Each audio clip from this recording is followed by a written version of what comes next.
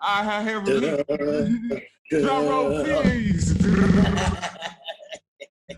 The great, the incomparable, the amazing, the beautiful, the international, amazing artist, singer, traveler of the world. Yes, sir. Who took over all East Asia, Denise Unifield.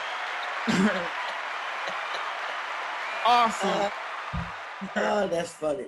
I don't take it all over, but I try to get a part. Well, I couldn't imagine being one of the early Black folk in China. You know, like just. Oh man, and you know, I met when I first went there. I met some people, you know, like because like the first time I went to Shanghai was back in 2003. Okay. So that was the first time I went to perform, and that's where I started meeting a lot of people. So, you know, and then I, you know, we're back and forth.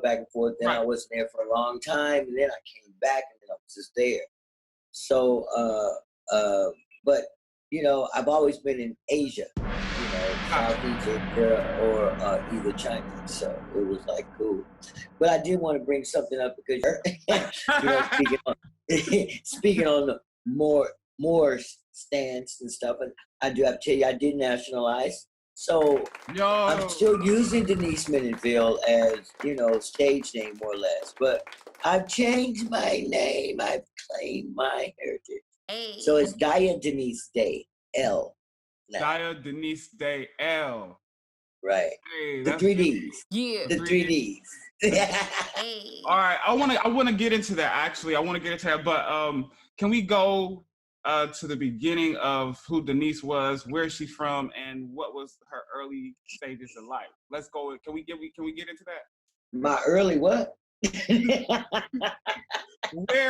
Who is Denise? Where is she from? No, well, I'm from California, Berkeley. Nice. Born and raised, and that's where I was. I traveled around, you know, the state for a while.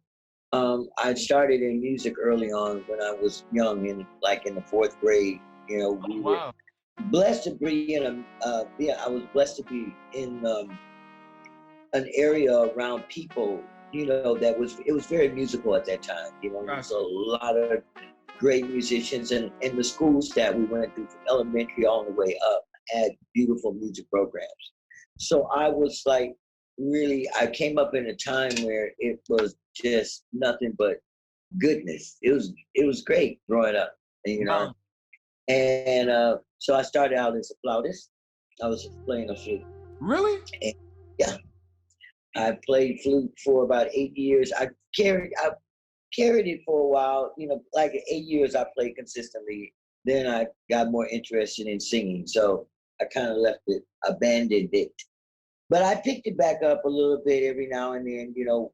When I came back over here, actually, I started back and then I stopped again. But you could pick it. You can still play a tune or two.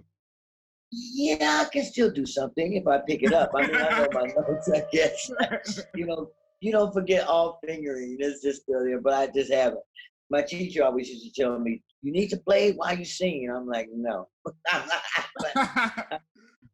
I keep saying one day I'm gonna pick it back up because I love the instrument. It's beautiful. That's beautiful. But from there, yeah. But my teacher at the time, he heard something.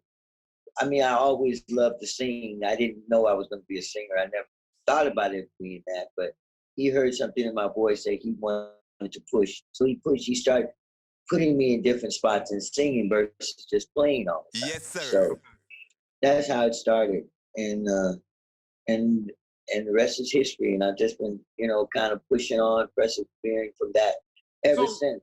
Childhood Berkeley, like outside of just singing, I know too, Oakland, the Black Panthers and all that, was it Oakland had the Black Panthers around that time.